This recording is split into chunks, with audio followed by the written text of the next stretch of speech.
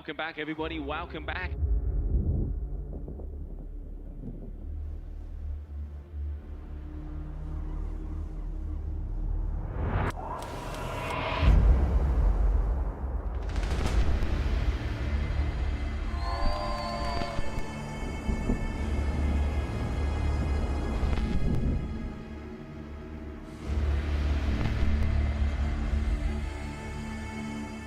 Party is just starting now. We're gonna put the show on. World champions will be crowned, legends will be made. This is gonna be epic.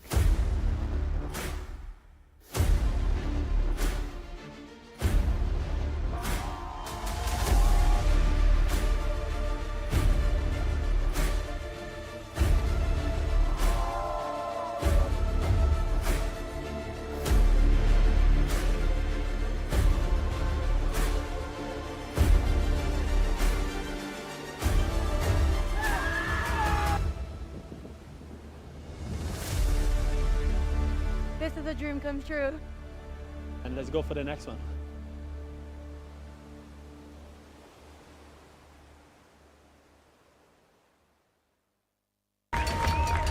Only a chosen few heed the call.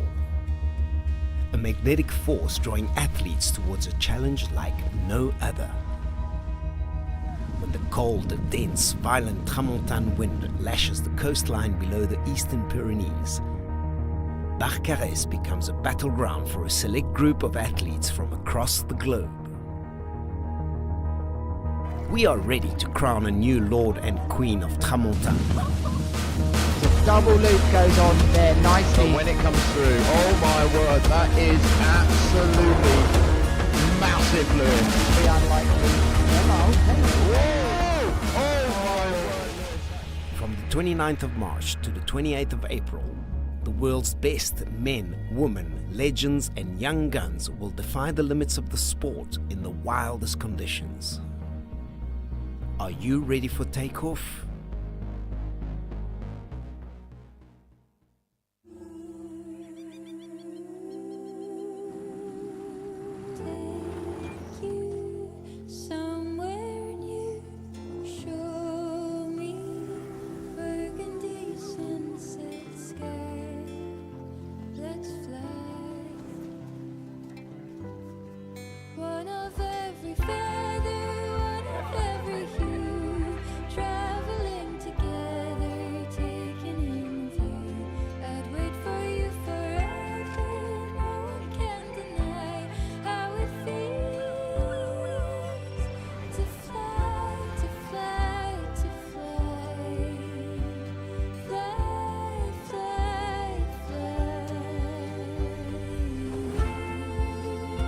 Wherever you go in the world, one airline goes further to make it feel exceptional.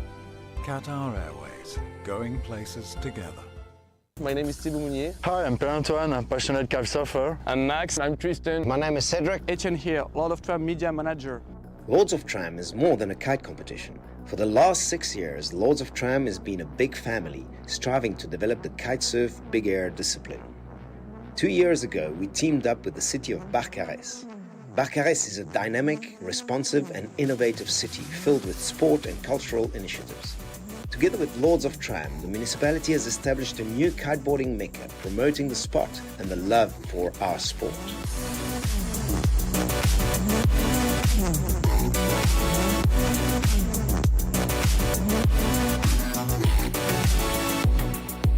Thanks to everyone involved in the project. Stay with us on this amazing journey. We are only at the beginning.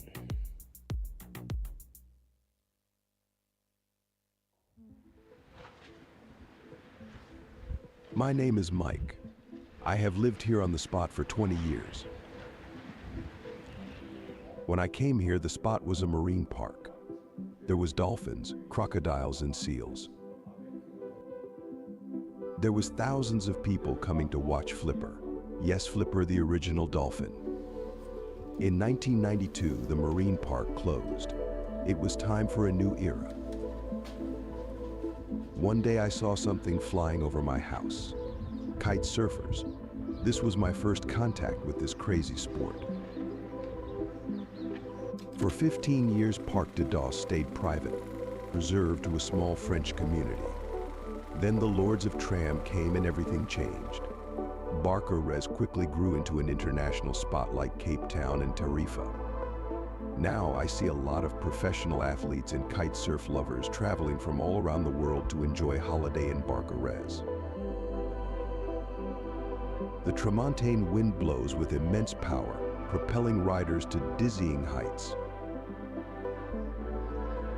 Many records have been broken when you catch the legendary gust. Here he goes, this is getting silly. Oh, what's going on? He's stuck to a helicopter. Yeah, he's got to be stuck to a helicopter. This is it's ridiculous. So he's still going. 200 meters. 200 meters, he loves it. Oh my word. Replay. Right, can I get a read? With the snow-capped peaks of the Pyrenees in the background, Parc de Dos provides an incomparable setting for passionate riders.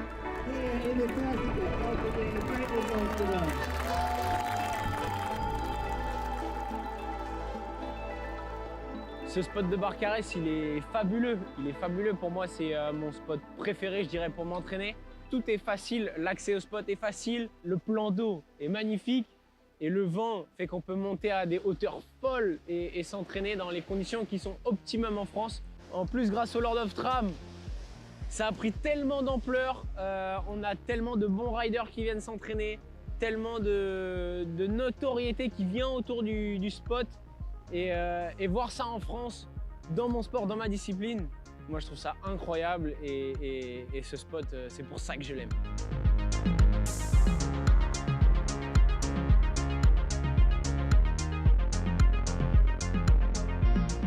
J'adore venir ici, c'est vraiment top. Il y a tout qui a été pensé aussi pour la glisse, le spot du Parc des Dos qui a été totalement refait il y a quelques années pour accueillir les pratiquants, les jours sans vent qui existent quand même dans la région. On a un pump track, une ville super accueillante. L'été, on a des festivals avec plein d'artistes. C'est vraiment super de venir aussi en famille. L'hiver, il y a le marché de Noël. C'est vraiment une ville où il fait bon vivre, où je me sens vraiment bien. Je suis content que Barcarès soit mon lieu d'entraînement, mon home spot comme on dit.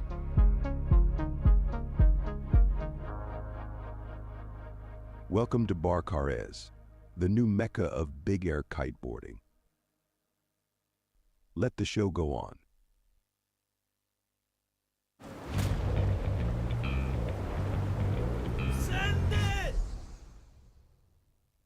So your mate thinks he jumps 10 meters high? You can follow him live right at the beach. But don't keep the joy to yourself. Live stream your session to anywhere in the world, reach new heights and climb up the leaderboard.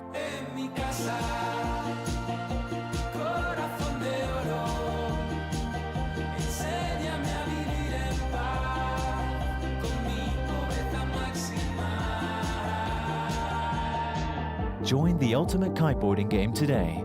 Check out thesurfer.app.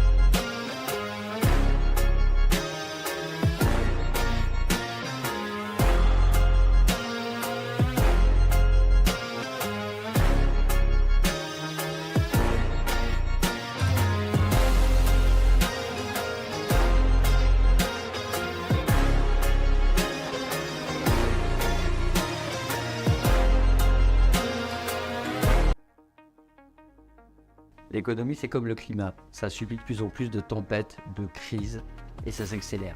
Et un kitesurfer, quand il regarde la tempête, il voit une opportunité de sauter plus haut, de surfer des plus grosses vagues et d'aller plus vite. Et c'est ce regard-là qu'on veut amener aux entreprises pour qu'elles voient les tempêtes qu'elles traversent comme des opportunités. Prenez par exemple la transition environnementale. Ça peut être vu comme une contrainte réglementaire. En réalité, c'est une opportunité incroyable de se réinventer et d'attirer des nouveaux clients et des nouveaux talents.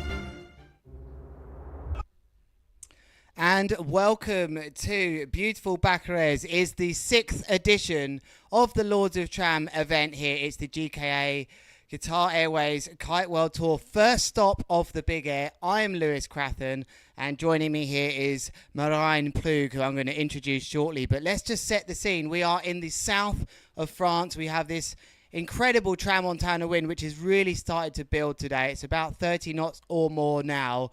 Plenty of action coming over the next 2 days. Marijn, are you looking forward to this?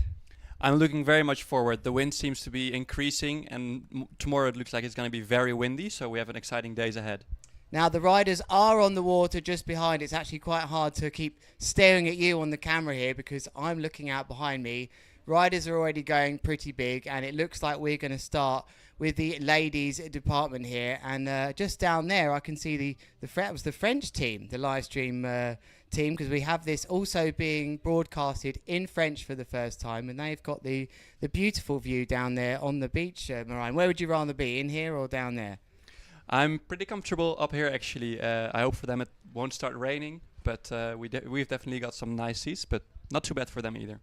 Now, the big news we have to tell you about here is that both of last year's winners, that's last year's winners in both the male and the female department, they're not here. Liam Whaley, still not quite right after his injury that he's had.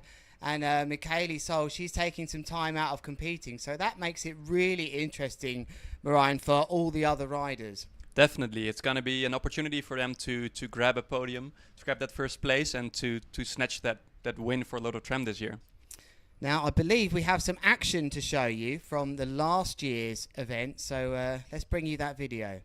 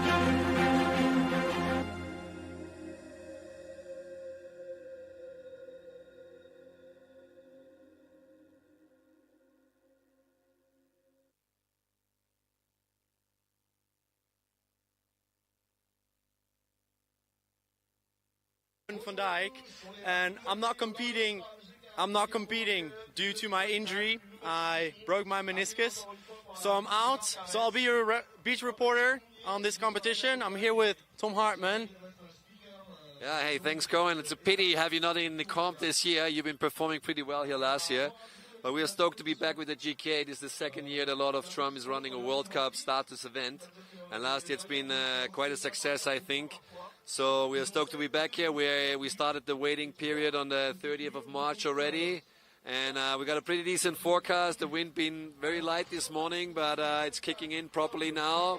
We're in action. Gonna get back gonna go on the water soon with the heats. And yeah, the forecast is decent, as I said. We are all amped. I think all the riders are excited. Been training here for a while. It's fairly warm for Tramontana weather, so yeah, we're stoked to have this competition on tour. It's the opener of the Big Air season. It's the first event of this season, and last year it's been the best start we could hope for. So let's hope we continue the same way. Yeah, the people have already been kiting for hours. We've been waiting for the wind to kick in. Like you said, Tom, the wind is looking promising for these next days, and I'm super excited to see what's going down here.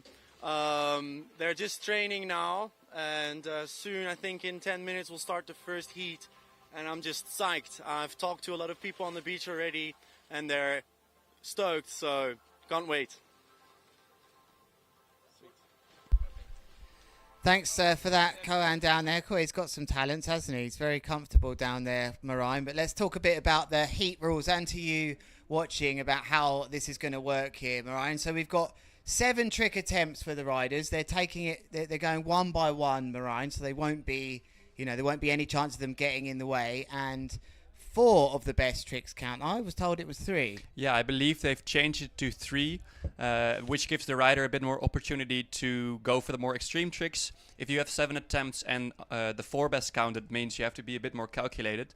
And this morning the judge team decided to change that to 3, which will result in the competitors trying more extreme and tricky moves, which will be exciting to watch.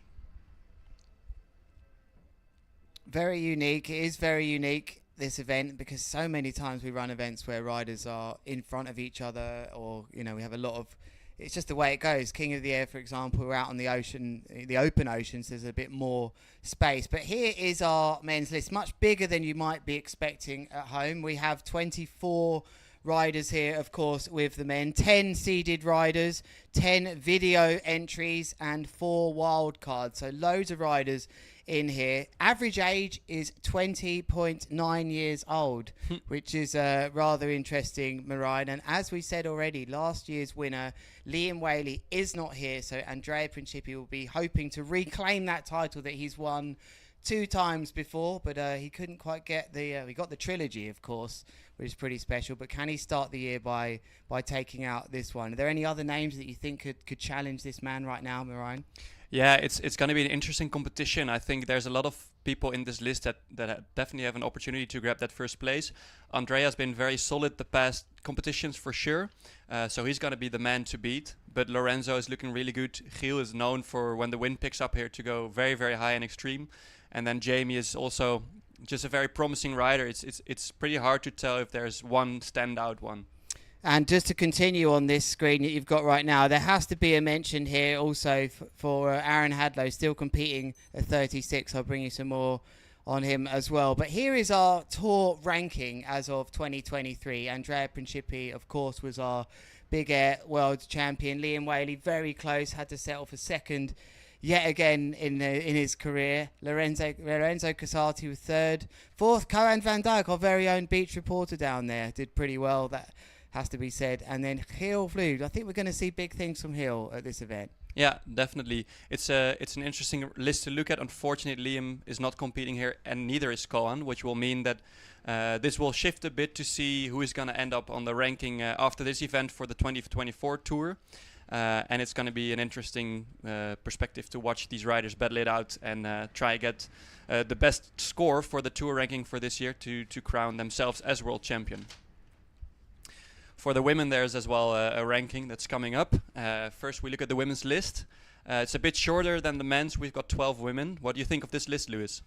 Yeah, I think these riders will be really all up for this. We've seen some riders here that are used to being top. Pippa van Ursel especially, she's won it twice here. Now, she has had a big break from competing, and she looks like she's strong again. With Francesca Miney, she knows how to get up to the podium. Justine Averill is in the top 5. Zara, is it time for her to maybe claim another win? And of course, Angeli Buyot, the legend of that division, still going 36 and strong as well. Natalie Lambrecht, she had a really good qualification from last year. She's actually seeded 1 here because of her good results last year, finishing second at the World Championships in Spain and third at this event. So any of them could do well. But we got some new names here as well. Lana Herman being spoken about a lot. Lots of experienced riders here that have competed. So 5 seeded riders from the ladies, 5 video entries and 2 wild cards. And I can hear the beach PA nice and loud outside at the moment because it's been a hard day here. We are 4 o'clock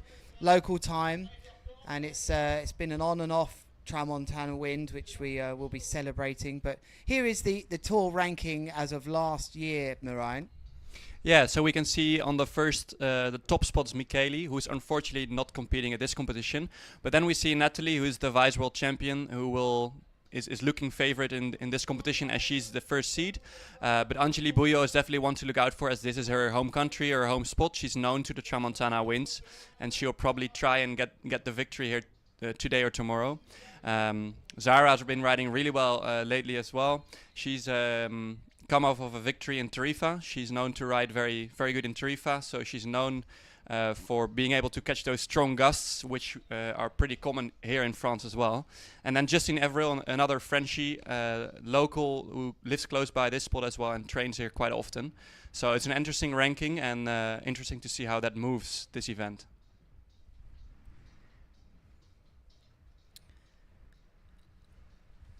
Moving on to the all-time ranking.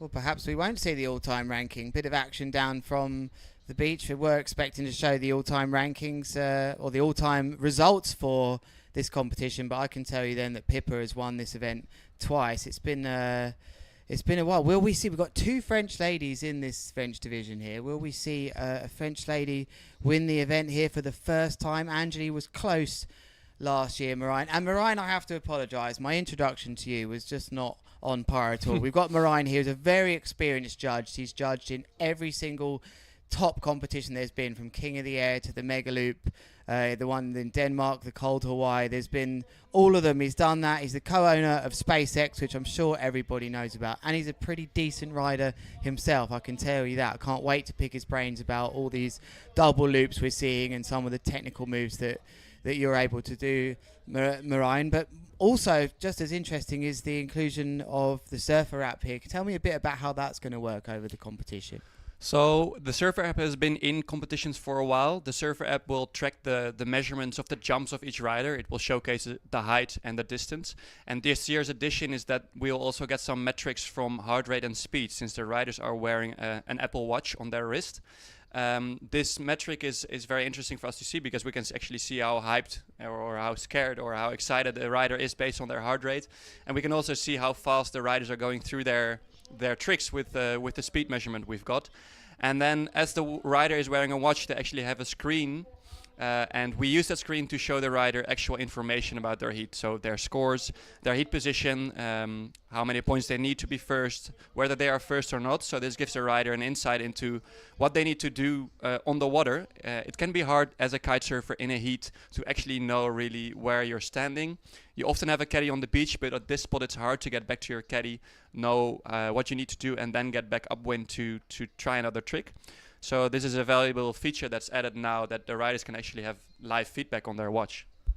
Yeah, we've never seen anything quite like this, you know. It's almost hard to believe the technology is at this stage, that the riders can check what they need in order to advance in a heat on their watch. This is really special. But as you can see on the water right now, some of the ladies getting ready for this first heat. We'll bring you those details shortly, but we know they're only warming up, because we can see, just like you at home, the flags we're looking for to know they're in sequence are related to their lycras, which will either be blue, which will be Lana Herman, Jasmine Cho will be with the white rash vest, and the red one will be Zara Hugenrad to kick this off. There's Jasmine, you can see clearly. There's the scoreboard. We are all ready to go here, and she's just saying, you know, like, is my flag going up? And we'll have a nice wide shortly to show you the flags that all these riders will be watching. But as I said already, because these riders go one by one, it really allows us to focus clearly on their tricks, and that this is why this is such a wonderful event here, celebrating the Tramontana wind. It's a cold, violent wind. It provides us the strong winds that we need in big air kiteboarding. It comes from the northwest here, and it's actually created by the difference in the pressures between the air above the Atlantic Ocean and the Mediterranean. It rushes down through these mountains as it blows out towards the Mediterranean. It's an incredible wind, isn't it, Marijn? You've kited here lots of times, including last week when we had a lot of that training. How would you tell the viewers, what does it feel like to kite surf down here? It's quite tricky once the wind is not as consistent. You have to really feel the wind coming. If you're kiting in a location like Brazil or Cape Town, the wind feels more like a fan, where it's very constant and thick and full, so you have constant power. Riding at this spot is quite tricky, because you feel the wind is pulling a bit more inconsistently. There's gusts, there's lulls. So as a competitor, you have to not only be good in riding in the flat water, but also good in feeling when you need to take off. You need to be able to catch the gust, which some riders are really good at, and then use that wind to perform your trick. And if you're not aware of where the gust is, or you don't feel the wind coming through, you might actually have a hard time performing your tricks at this spot. So it's not only good for the riders to know this spot and to train here, and we saw that last week where we did have wind. On social media you probably would have seen that there are some big tricks, but during the day it's actually quite common for the wind to drop if the forecast isn't as good as it's now. So we foresee that it's going to be definitely a lot better than it was last week, and last week we hit some 40-45 knots in some moments, but it can be quite gusty here. Very unpredictable, but it is a strong wind location, and we have got the flexibility of giving these riders a bit more time. Like I said, and I keep saying, there is no timer on these riders, but if the wind does look good, they would be expected to get on with their move within a minute, really, and that would be under the grace of our race director, Cedric, who is out there and has told me it's quite a wonderful place to be because he can actually talk to the riders. He can just stand on the sand up there. He doesn't often get to speak directly with our riders, who are all lined up here and are being, literally told it's time to go very shortly. Just watch out for the flags. Now let's tell you a bit more about how they will be scored. So we've said already they've got 7 trick attempts, and it will be their 3 best tricks that will count out of 10. So it's a maximum of 30. There's no variation score here like we see in other events, but more importantly, they cannot just copy the same move every time. Moraine, tell me a bit more about that. So the riders have to perform different moves in order to win the heat. There's different variations of moves. There's front rotations, back rotations. Riders can take their board off during their trick.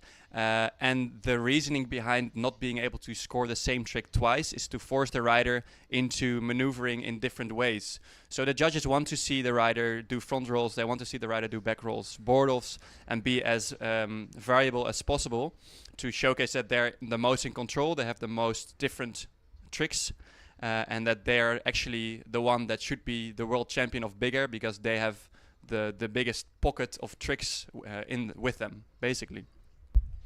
A lot of the talk is about evolution. We hear that from some of the judges. There's some experienced judges down there that have been around kiteboarding for a very long time. So really what you want to be watching out for here is the type of loop that they perform. It's either a front hand contra loop or a backhand mega loop. And then we're watching rotations as well. Back roll rotations, front roll rotations. Board offs, there's a lot of talk about whether they should score things differently with board flips, spins and so on, but I don't think that's going to be too it's not going to be a different category. That's the main thing here, is under board off, Moraine. But these judges are aware of very minor intricacies, like whether or not the rider's caught the board from the handle or taken the board off from the rail, and that's, I believe that's right, because technically it's much harder to take a board off from the fin and to catch it, especially from the rail. What do you think about that, Moraine? Yeah, definitely. There's major differences in rotating or looping in different ways, and then there's minor differences in taking the board off in different ways. A rider can really showcase control and style with their board offs. And let's see if the women coming up in this heat have a different set of tricks they can pull out. I have heard that unfortunately Lana is feeling a bit under the weather today. She had a rough night with probably, as I've heard, food poisoning. That was too quick. So unfortunately it's gonna be not riding today for Lana, but hopefully she's back on the water tomorrow. It would mean for her that she goes to round 2 straight and doesn't go to round 3, as the winner of this heat will progress to round 3 straight, and it will mean that it will be these 2 ladies battling it out in this heat. Well, I can see the red flag nice and high up on the beach here, Moraine, which indicates to the riders there is 2 minutes until the start of this heat, which will be a 2-rider heat. Like you just said, Lana is maybe banking on not getting herself any more ill and actually deciding and settling for the second round tomorrow. She must be in a bad way not to be able to even go out there. So it'll be one of these 2 ladies then, Jasmine Cho from the United States or Zara Hugenrad from the Netherlands, that will make it through straight into the semi-finals. And cool, just a 1 heat head on head. That would be quite a big heat to try and cause a bit of an upset. I think it has to be said if Jasmine Cho can do that. Zara Hugenrad, the higher ranked rider, will be fancying her chances to try and get into the semis. Yeah, definitely. We can see that they're both riding on the same equipment, the same brand. They might have a different kite setup, but as I can see out of my window now, they look like they're on the same gear, which is fun to see as well as a judge, as a spectator, as a commentator, that the riders are both on the same gear, so they're not influenced by any differences in kite performance or the way the kite flies, but they really have to bet it out with their skill. And we know Zara for having high skill, and Jasmine as well, both going very big on these kites. Now, they're both on the same kite here, Marijn, but I'm trying to look with my eagle eye. Is it likely that Zara's on one size bigger, perhaps? Is that a possibility, or is she just closer to the live stream booth? For me, it does look like Zara is on a little bit of a bigger size, and for what I know of these both two competitors, it's that Zara is also a little bit taller, can handle a bigger kite more easily than Jasmine, which can give Zara an edge in the amount of power she has. It's also quite tricky at this spot to pick a right size as a competitor, because the wind can shift a bit up and down. So to actually go on the water with the right size is quite a challenge. We see Zara opting for the larger size. I believe she's riding an 8. And then Jasmine, it's pretty hard to see from here, but she looks like to be on a 7.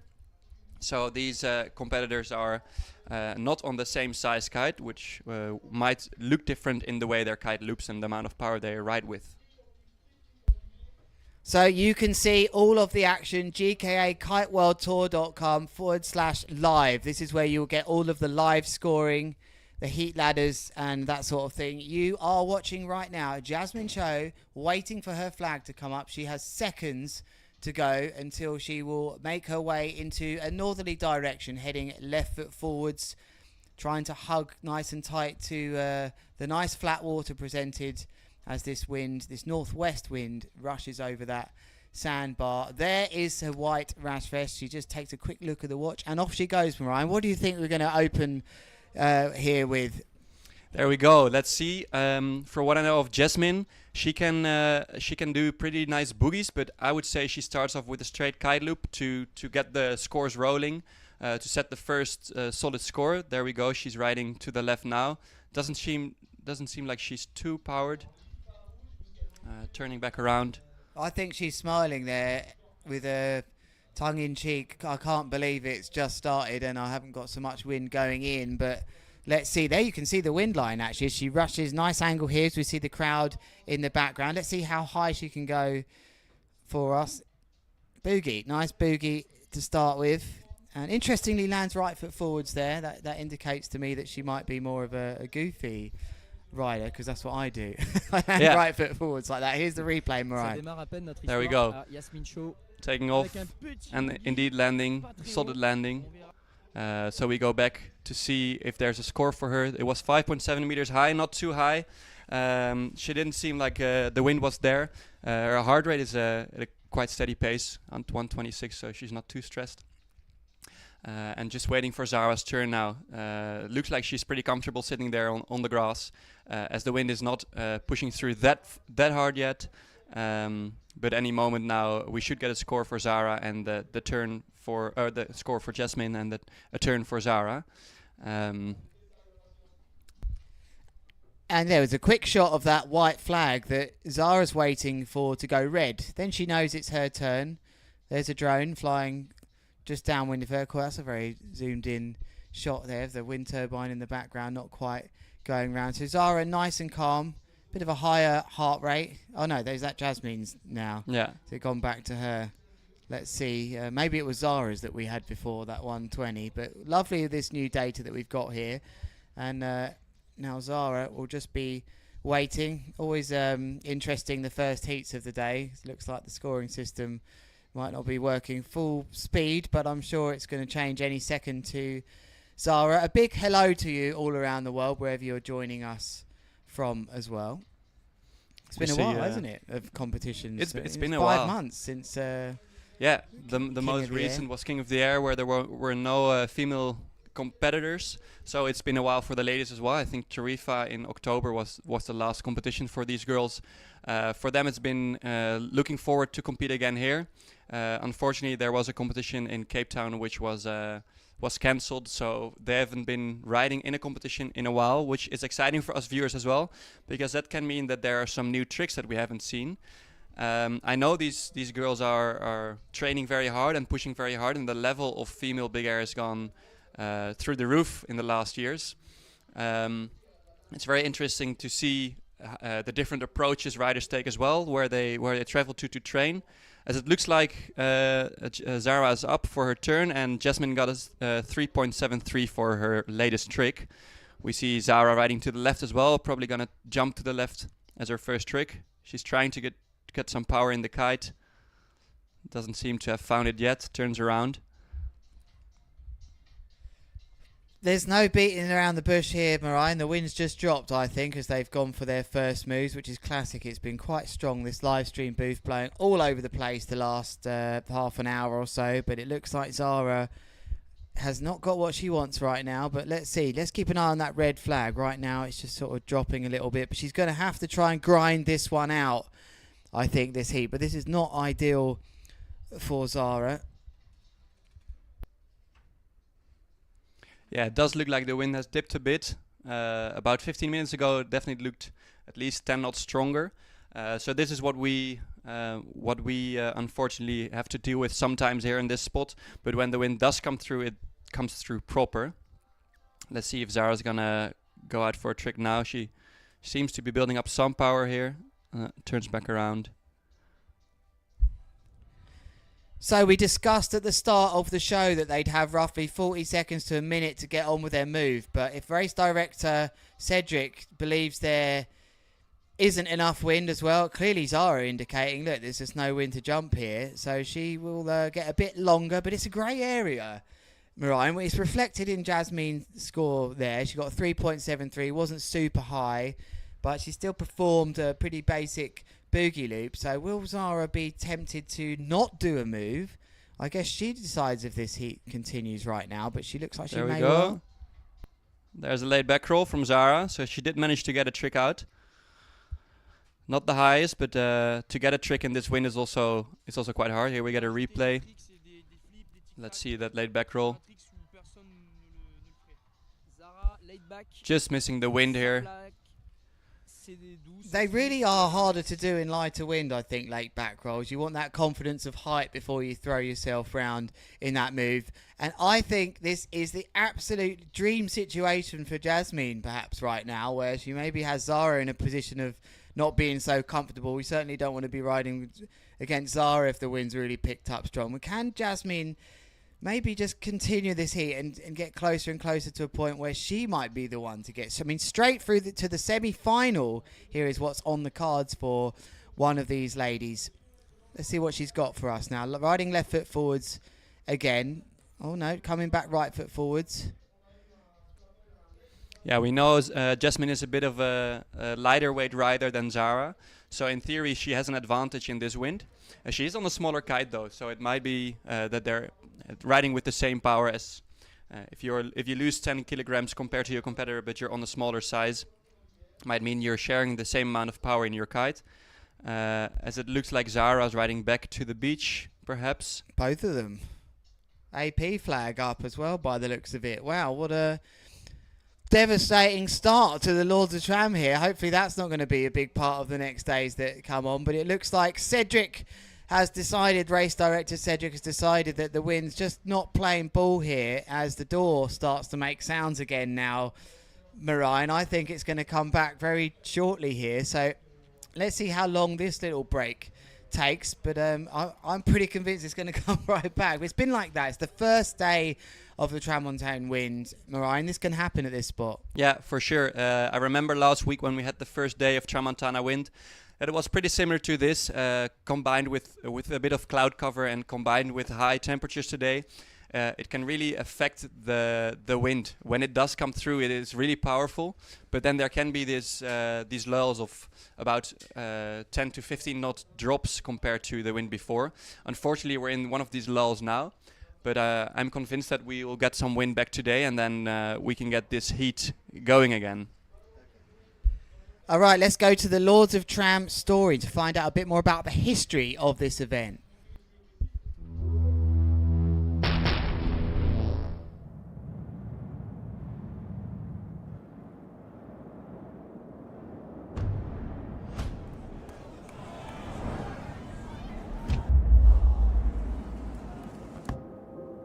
Voilà, on est au Lords of Tram 2019. On a lancé ce matin à 8h30, il y a du vent, il y a des copains. Donc il y a tout pour une bonne journée. Il y a du gros niveau, il y a du bon rider. Ça envoie des gros kite loops, des boogie loops, du board off, un peu tout, du vrai big air enfin, ça existe.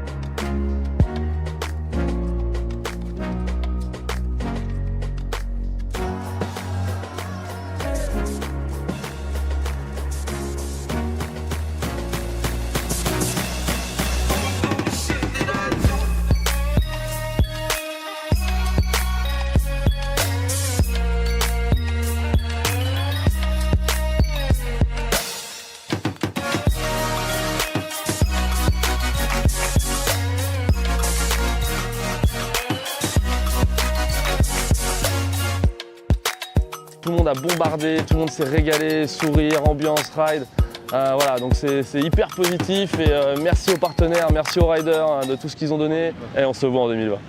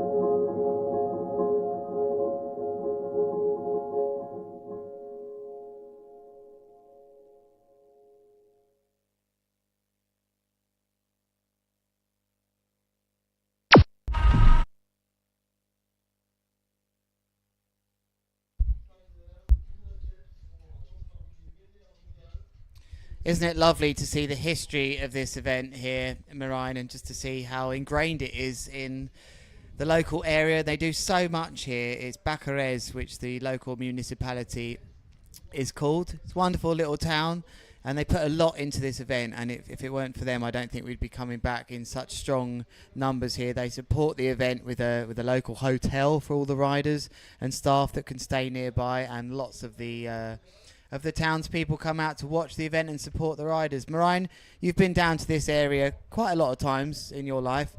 Why is it essential that any kiteboarder in the world visits this spot? It's one of those places you just have to tick off. It's such a unique experience to feel the Tramontana wind. It's unlike any other wind that's out there. Riding for big air, for example, is really special because you have super glassy and flat water on your takeoff. Since you're taking off basically behind a piece of land, there's grass and clay upwind of you, behind you, which creates a very flat surface to take off from. For you as a rider, if you're trying to progress your tricks, if you're trying new moves, to have these conditions is a perfect place. And then combined with the lovely surroundings, the lovely people that are here in the south of France, and the good weather that we've been having actually for the past few days, it's a really cool place to visit. It's quite in the center of Europe, so if you're looking for a holiday destination to kite, wing, windsurf, foil, you can do basically everything here, and which definitely makes this place very, very, very attractive for wind sports. It's quite easy to get to from Barcelona as well, so lots of the team are flying into Barcelona. Of course, we can come into Montpellier, but Barcelona's so close. It's a 2-hour drive from Barcelona, and it's actually a wonderful drive heading north from Barcelona. It's about an hour and a half to the border. Then it's not far over the border actually, but I think if I was to encourage anybody to come here to kite or foil or windsurf, the reasons I would be doing so is because of the opportunity to explore. When you look out here, as I can look out from my live stream booth, you of course are just seeing lots of the event site right there. You just see every now and again, you see a kite in the distance or somebody wing foiling so far away, like kilometers away, that's just going on a little explore somewhere. There's lots of water inlets. There's so many places for you to park up in a van. It is the motorhome dream being around here, and especially if you're on your way down to perhaps a bit further like Tarifa, like some of us have done in the past, you do end up spending a week or two stopping here. But it is the exploration benefits of this place where I think there's nowhere like it, where you could literally just look to the other side of the water and you get kind of a sense of security in that you're not on the open ocean. I mean, don't get me wrong, this wind is a very violent, strong, punchy wind, but you can just go in the same direction for quite a while and end up in a totally different area. Yeah, definitely. And to if you have, for example, a van, there are so many locations here to park up, be super close to the water, pull out your stove, cook at the home, cook on the spot basically, ride the whole day, which is what a lot of these riders actually do. For example, Koan is one of the riders, unfortunately injured this event, but he has been driving here, staying here 2-3 weeks, training, and then driving further to Tarifa with his van. For you as a kite surfer to have so many different spots and opportunities to explore is very, very cool. One more time then, the event currently on hold. We're currently on hold after that, what can only be described as a devastating start to heat number 1 of the ladies. Jasmine's show currently is down by 0.4 points to Zoa Hugenrad. No big scores there from them two on their first tricks, but we are currently on hold until race director feels like the wind is due to pick up. But it is absolutely classic that we had quite a bit of wind, 30, maybe 35 knots for quite some time, but it just was up and down. And then just as we start things off, of course, the wind just disappeared. So we are on hold if you have just joined us, and maybe you've been waiting a lot today, but we will give you more news on that shortly. My name is Thibaut Mounier. Hi, I'm Pierre-Antoine, I'm passionate kite surfer. I'm Max. I'm Tristan. My name is Cedric. Etienne here, Lord of Tram media manager. Lords of Tram is more than a kite competition. For the last 6 years, Lords of Tram has been a big family, striving to develop the kitesurf big air discipline. 2 years ago, we teamed up with the city of Barcarès. Barcarès is a dynamic, responsive and innovative city filled with sport and cultural initiatives. Together with Lords of Tram, the municipality has established a new kiteboarding mecca, promoting the sport and the love for our sport.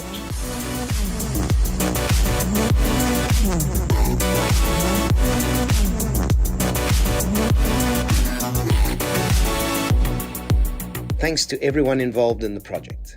Stay with us on this amazing journey. We are only at the beginning.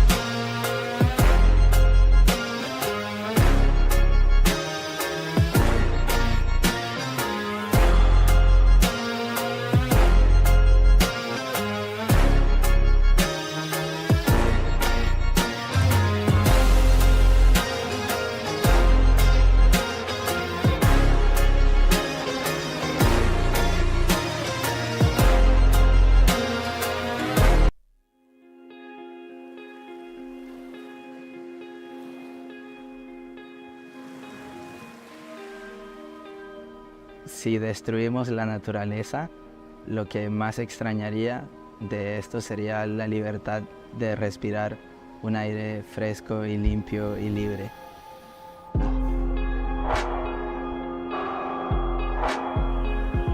e sentire gli uccellini che cantano, il suono del mare, è la cosa più importante.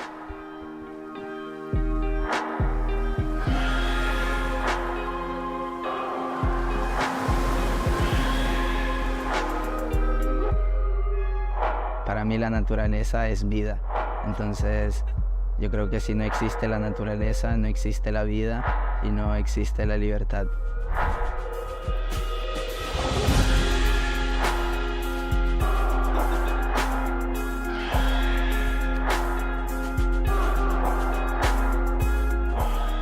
If you're living in a way that you don't care about what's happening around you or thinking about the consequences, then the planet will suffer.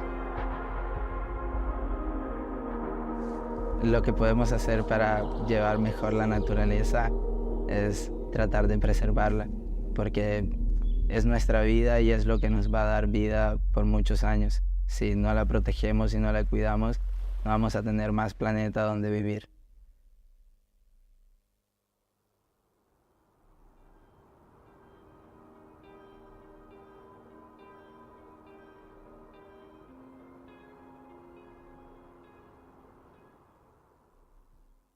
My name is... And welcome back here to the Lords of Tram with that absolutely devastating start to the things here with the wind just totally dying. It does look like it might be coming back a little bit, but we've got plenty to talk about, Marijn, and we feel that it's really important to talk to you about what's been going on. We're actually going to start with the ladies division as we're on the ladies division right now because they do not have as many events right now in Big Air. They definitely deserve a Queen of the Air, that's for sure. So unlike the men that we haven't seen competing for around 5 months, it's been quite some time since we've seen the ladies out there. What can we see maybe different from the ladies from all the way back in 2023 that perhaps, what have they learned and what moves are we going to see brought into this event, Marijn? So what's quite cool is that we've seen ladies actually are going for double loops nowadays. We've not seen this a lot in competition. The first time was more than a year ago in Cape Town, but ever since in Tarifa last year we haven't seen that much. But online I've actually seen quite some ladies who are pushing this. We've seen Michaeli Sol, Zara Hogenraad, who is attempting these moves, which is a showcase of how far the level is going with these ladies. They're going higher, they're going bigger, and they're going for extreme moves like this, which is quite exciting. Yeah, they're not afraid of strong wind anymore.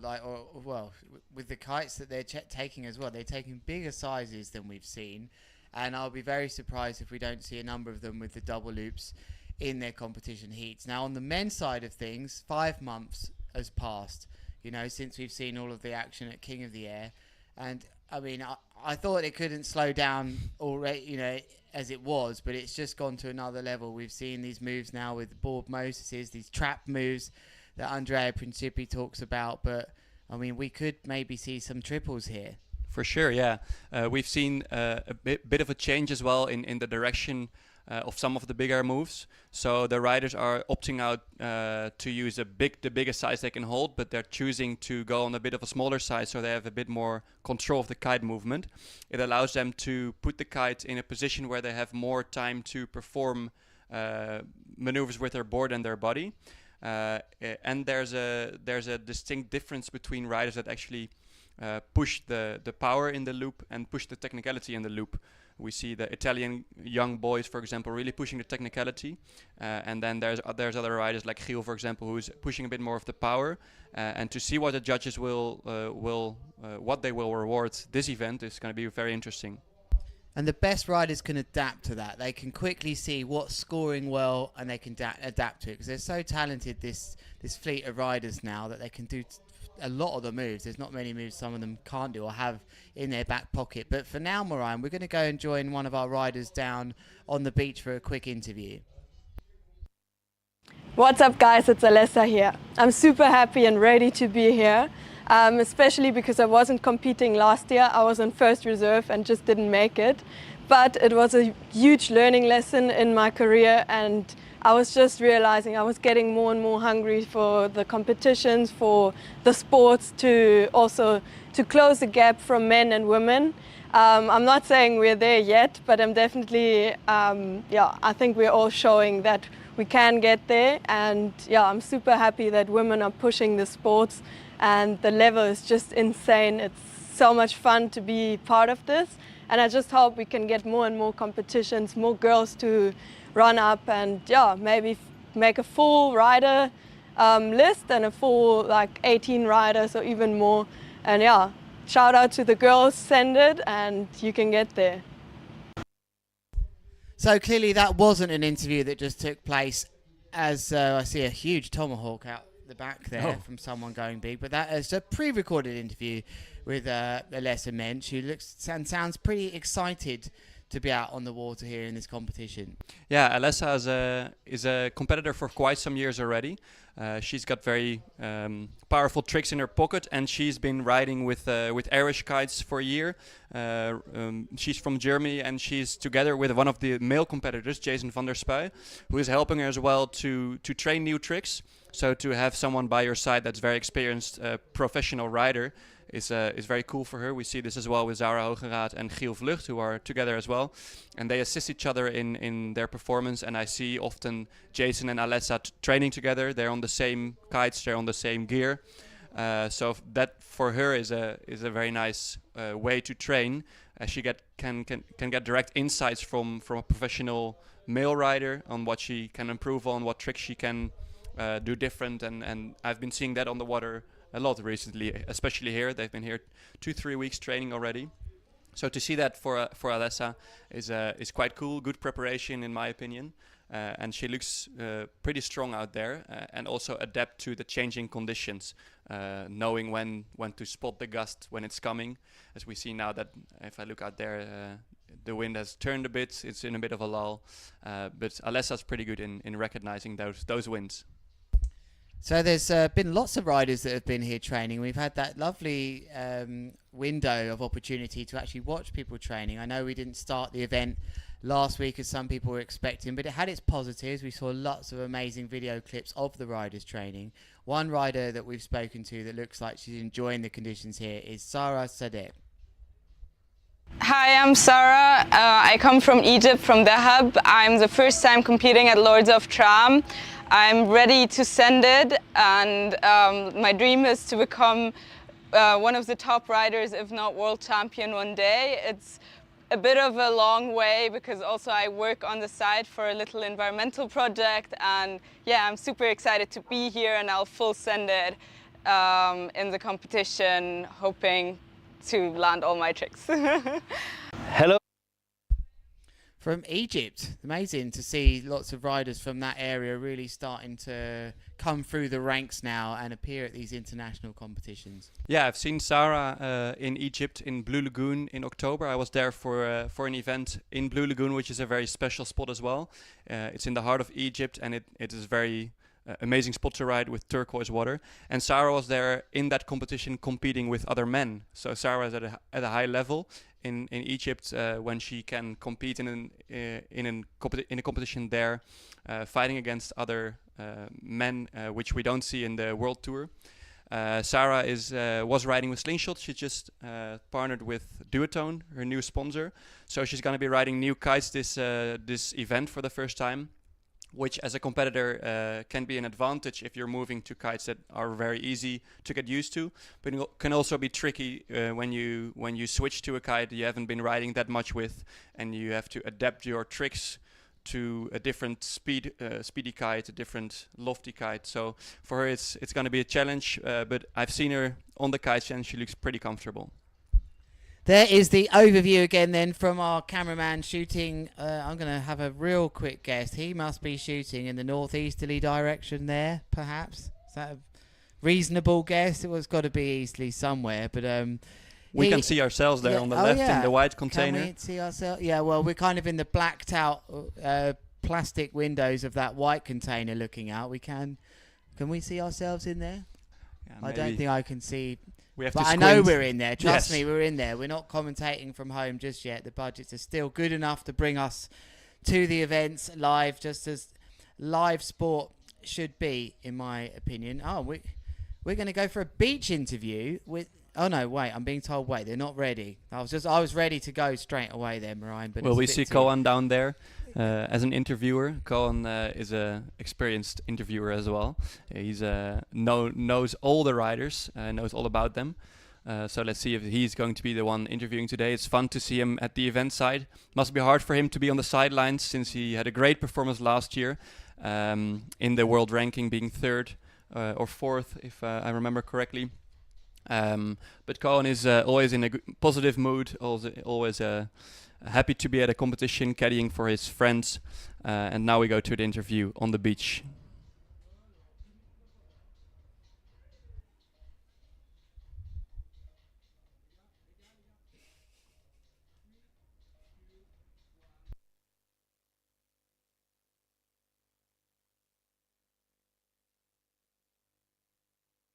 Cedric, he's wanting you to give an update.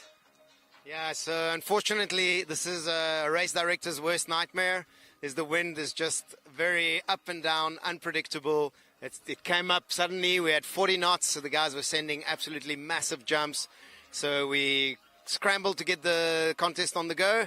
And then as soon as we were ready to go, the wind drops down to mere 15, 20 knots, which is just not good enough to give a good show. So we've decided to abandon the first heat, which means that any of the scores that were published will be redone once we rerun the heat. And yeah, we're on standby. The riders are very understanding. They know that the spot with the Tramontana can be really tricky. And we're just waiting. Once it kicks back in, we'll be back online and sending it bigger than ever. Yeah, so standby means that we are still trying to go and compete. When the conditions come up, we are ready to go. Livestream is rolling. We are ready. Women's are ready. And stand by. Voilà, donc vous avez Welcome back then. Thank you very much for that, Koan, speaking with Cedric. And I just say Cedric, but you pronounce it a little bit better, Marijn. What's his surname? Cedric van der Schrik. Yeah, so it's a South African, yes. But, you know, with the Afrikaans link, you guys tend to have a good relationship with talking their language as well. So he is our race director, and as he was just saying there, he loves being a race director and he loves it here in France. It's quite challenging to be a race director at this spot, I can imagine, since the winds are so up and down. There are different spots in the world with seasonal winds, like the Tramontana winds. If we take northern Brazil, for example, the wind is guaranteed to blow there almost every day. To host an event there is a bit easier, I would say, for a race director than to host an event here. Also, for big air, you actually need such strong winds that it can be very hard for an event for big air to find the right conditions. But as we look to the forecast for the next days, it's looking very, very promising. Hopefully we get some wind back today, but as you can see out there, we hardly see any white water on the water currently, which means it's about 15 knots, I would say. So the wind is not here yet, but hopefully it will come later. Tomorrow is really the big day. Everyone would have seen on the forecast. We may have well over 40 knots here, which we know and works very well. We've seen it in the past. But you never know with this day. Let's just remind you what happened last year when we had the women out on the water, when we had winds. I mean, people were saying 70 knots today. Did it really get to 70 knots last year? Did it really? I mean, that's a lot of wind, but it was definitely over 60. So I believe one heat, I was rewatching some heats from last year, and there was one heat between Nathalie Lambrecht and Angélique Bouillot, where I do believe that the wind actually shot up above 60 knots, where they actually had to cancel the heat since it was so windy that the competitors could not ride upwind, could not fetch their boards. So it's a bit of the opposite what we see now, a postponement due to a lack of wind. Last year we had a postponement due to too much wind, so it can go every direction at this spot. Last year we definitely saw some incredibly strong winds, but we did also see in that heat these women that were actually pushing in this wind, in this 60 knots.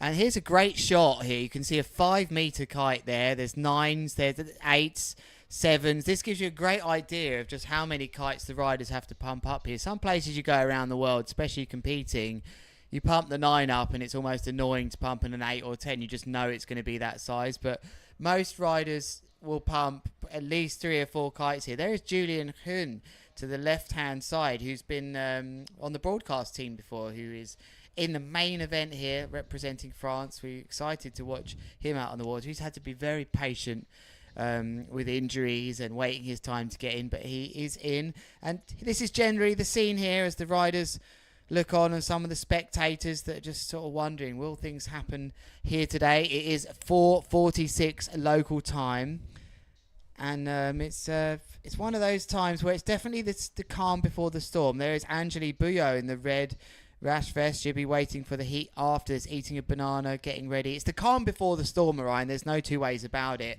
because we know at any time it can just go bang here. It's hard for the riders to keep their energy, to not become too impatient with the wind. As a competitor, you have to be prepared at all times with these conditions to go out and ride. So to be here the whole day on the beach and conserve your energy is challenging, but these riders are very experienced.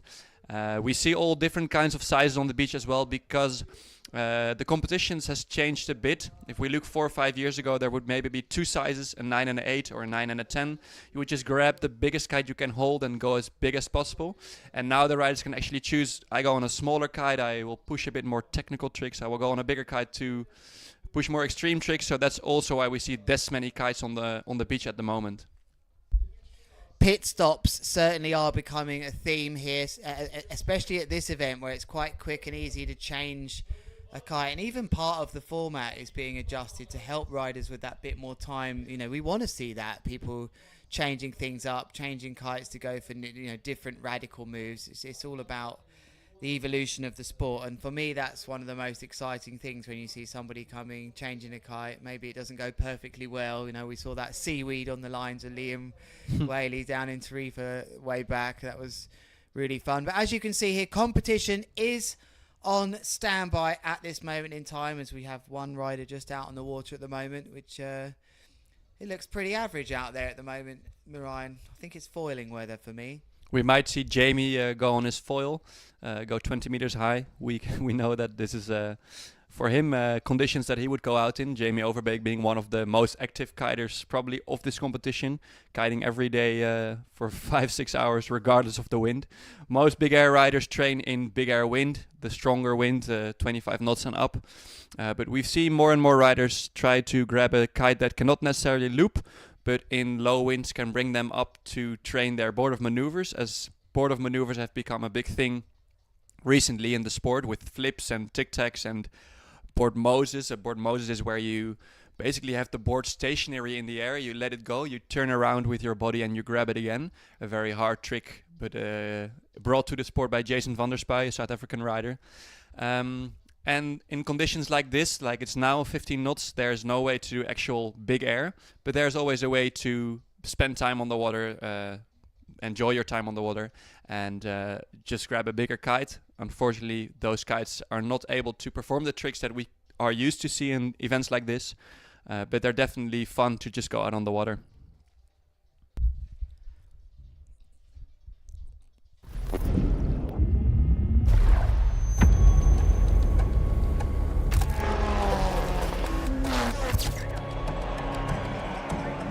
This is one of the most iconic racing designs in motorsport at all times.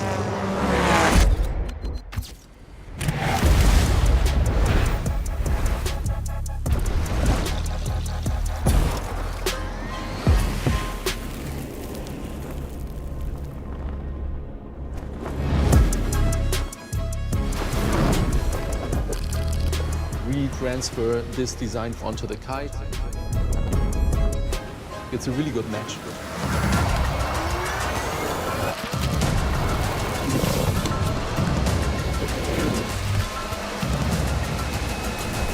It will definitely stand out.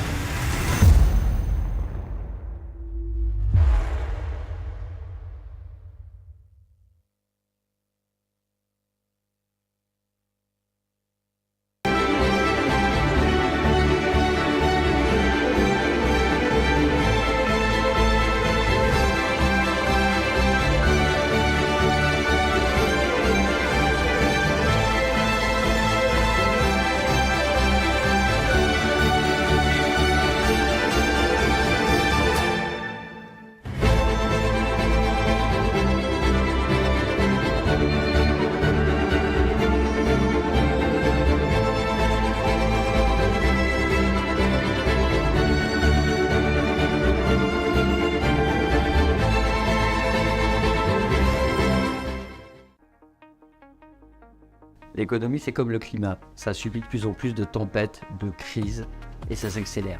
Et un kitesurfer, quand il regarde la tempête, il voit une opportunité de sauter plus haut, de surfer des plus grosses vagues et d'aller plus vite. Et c'est ce regard-là qu'on veut amener aux entreprises pour qu'elles voient les tempêtes qu'elles traversent comme des opportunités. Prenez par exemple la transition environnementale. Ça peut être vu comme une contrainte réglementaire. En réalité, c'est une opportunité incroyable de se réinventer et d'attirer des nouveaux clients et des nouveaux talents.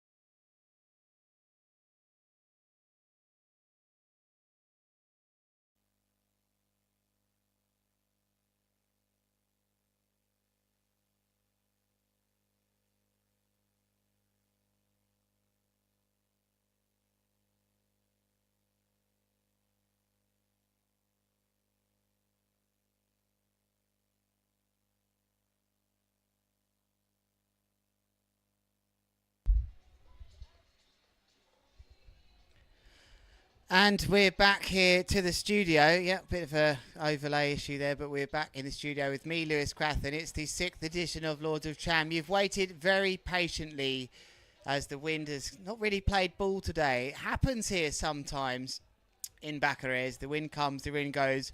What we do know is that the forecast for tomorrow is absolutely magnifique. We're going to bring that up shortly to show you. Hopefully it's the Wind Guru Pro edition, but there is the scene on the beach, and there is a nice screen grab of the forecast tomorrow, which looks like we should have, you know, you see 40 knots wind here, then we're likely to get more than that, so maybe 45 knots. I just want to say a big thanks to all of you tuning in on our live stream today. I had a nice bit of conversation with you, especially you, Toby, from Kite Forum, some really nice insights to board offs, and we really appreciate you joining us, and do leave your comments throughout the day. We do get a chance to look at them, but it's been a tough day today. There's no two ways about that. It's been one of those days, but those of you that have been familiar with kite surfing and the sport of kiteboarding, this is part of the sport, and it's what's needed for us to appreciate the truly great days, of which I believe, and I'm sure a lot of you do, will be here tomorrow. We will have no time for rest tomorrow. There'll be no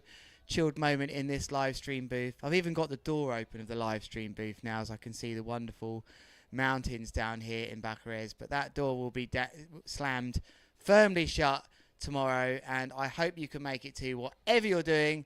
Make sure you can take the day off, or at least can get onto a computer. So for now, I'm Lewis Crathen, and on behalf of Marijn, who is oh look, there's Cedric. Cedric, do you want to come inside quickly? Yeah. Have you got an announcement for us? Here you go. Do you want to grab the microphone and sit there? Because we don't often get you. Are you allowed to do this? I've got the race director. It's just, this is very rare. Here, this is microphones on. Cedric, was that a hard day for you today? Yeah, that was pretty complicated, Lewis. It's probably the nightmare of the race director, to have to deal with conditions like these, which, you know, they give you the go, and then they stop, and then they stop, and they go, and yeah. And the difficult thing for you watching at home, actually, with Cedric's job, that I get an insight for, is Cedric can't just react to the wind now. In fact, he's got to make a decision on how the wind's going to be at least 30 or 40 minutes ahead of time, which, of course, always dies when you finally think, yeah, I've got to go for it. So it's the low end of things today that have been hard and challenging for you. Will tomorrow present you many challenges with such a strong wind forecast? Well, hopefully we have the problem that the wind is too strong, which is never a problem. But the forecast does look better for tomorrow. I mean, we knew that today was a 50-50 chance that it could work out. I mean, as we stand here, I'm about to call the event off, and the wind is busy filling in, you know, and we've got 2 minutes to go to the next announcement, and suddenly the door is whistling again, and okay, so what do we do, you know? And it's like, yeah. So what do I do? I've got the event director, sorry, the race, your technical term is the race director right next to me, being told that we were supposed to wrap up the event in a minute and a half's time, but you've now seen the wind just get windy, or was it just a random gust? Well, if I'm looking over on that side and I'm looking at what the pond, the water surface next door is doing, it's not looking like it's going to fill in properly enough to run the event. So I think we are going to go towards calling the day off, and then potentially, tomorrow morning we'll be starting super early. Okay, well, you heard it there from Cedric. Thank you for joining us, Cedric. It's an absolute pleasure. And we look forward to bringing you the action over tomorrow, perhaps maybe going into Wednesday as well now. So on behalf of Marijn, who was sitting down here, and the rest of the GKA crew and the Lords of Tram crew, thanks for joining us today, and we will see you bright and early tomorrow. Marijn, do you want to say goodbye? There's just enough time. You're just going to say wave and say goodbye, because I thought you were gone. I had gone. I was chilling in the riders area with riders that were actually in quite a good mood. The sun is out, it's warm, and I think everyone is just really looking forward to tomorrow when we get the cranking wind. So for now, I guess it's goodbye. See you guys early tomorrow, I presume, and hopefully we get the strong Tramontana winds. Au revoir.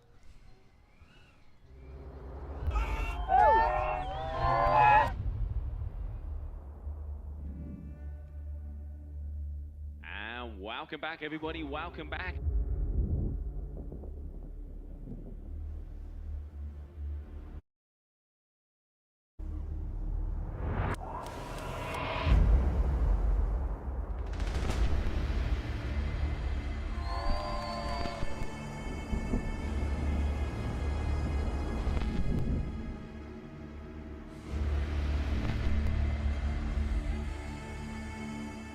party is just starting now. We're gonna put the show on. World champions will be crowned, legends will be made. This is going to be epic.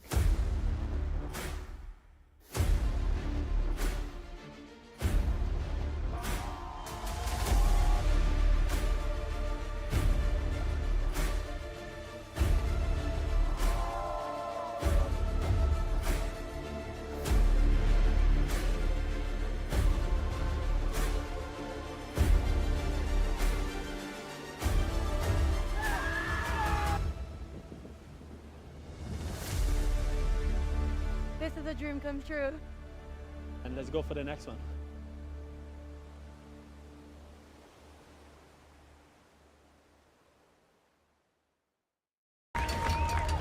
Only a chosen few heed the call. A magnetic force drawing athletes towards a challenge like no other. When the cold, dense, violent Tramontana wind lashes the coastline below the eastern Pyrenees, Barcarès becomes a battleground for a select group of athletes from across the globe. We are ready to crown a new Lord and Queen of Tramontana. The double loop goes on there nicely. And when it comes through, oh my word, that is absolutely massive fluid. Very unlikely. Whoa! Oh my word. From the 29th of March to the 28th of April, the world's best men, women, legends and young guns will defy the limits of the sport in the wildest conditions. Are you ready for takeoff?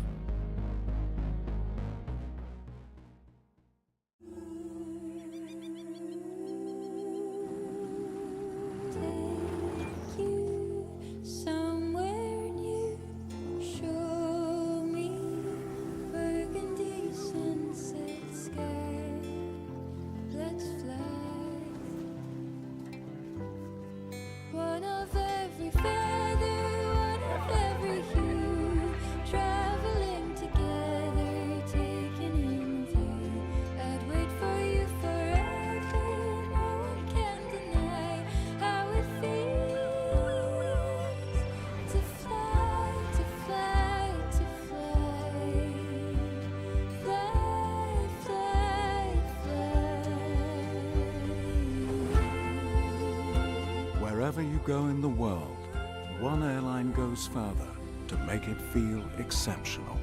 Qatar Airways, going places together. My name is Thibaut Mounier. Hi, I'm Pierre-Antoine, I'm passionate kite surfer. I'm Max. I'm Tristan. My name is Cedric. Etienne here, Lord of Tram Media Manager. Lords of Tram is more than a kite competition. For the last 6 years, Lords of Tram has been a big family, striving to develop the kitesurf big air discipline. 2 years ago, we teamed up with the city of Barcarès. Barcarès is a dynamic, responsive and innovative city filled with sport and cultural initiatives. Together with Lords of Tram, the municipality has established a new kiteboarding mecca, promoting the sport and the love for our sport.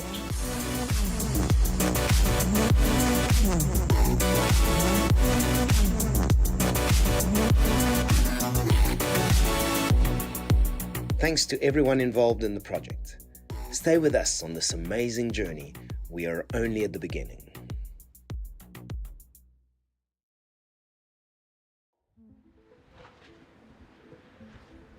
My name is Mike. I have lived here on the spot for 20 years. When I came here, the spot was a marine park.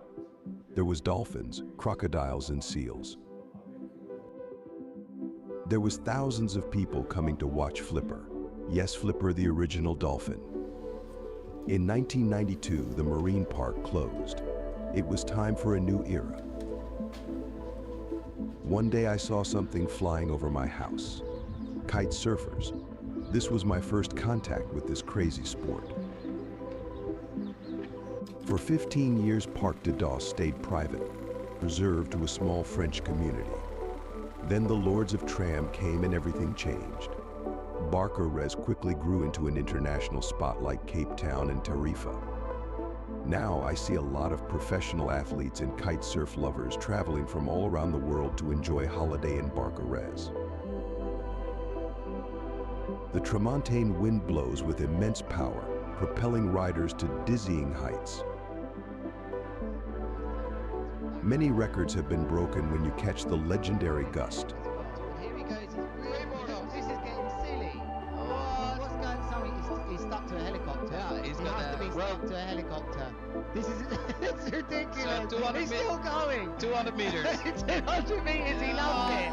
Oh my word. Replay. Right, can I get a replay? With the snow-capped peaks of the Pyrenees in the background, Parc de Dos provides an incomparable setting for passionate riders.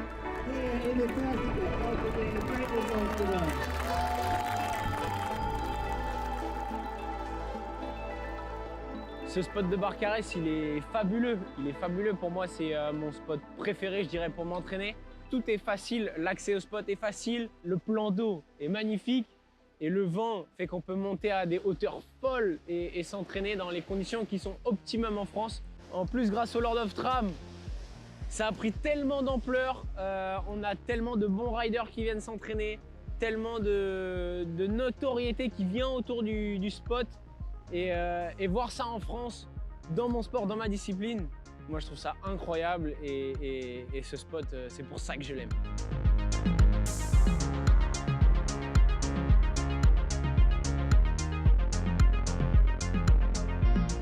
J'adore venir ici, c'est vraiment top. Il y a tout qui a été pensé aussi pour la glisse, le spot du Parc des Dos qui a été totalement refait il y a quelques années pour accueillir les pratiquants, les jours sans vent qui existent quand même dans la région. On a un pump track, une ville super accueillante.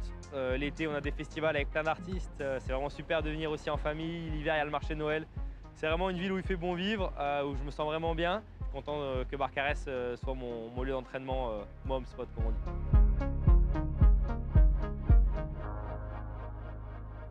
Welcome to Barcarès, the new mecca of big air kiteboarding. Let the show go on.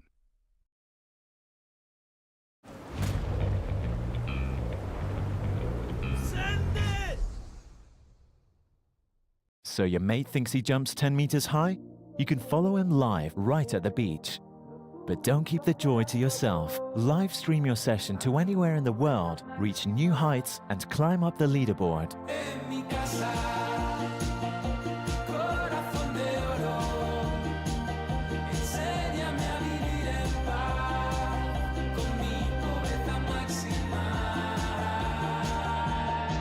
Join the ultimate kiteboarding game today.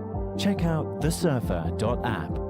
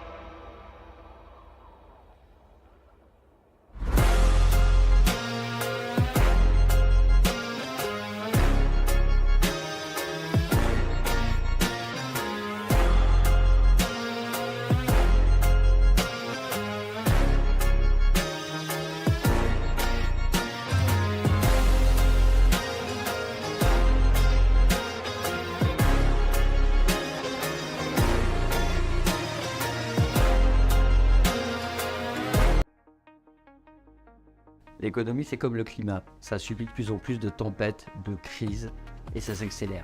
Et un kitesurfer, quand il regarde la tempête, il voit une opportunité de sauter plus haut, de surfer des plus grosses vagues et d'aller plus vite.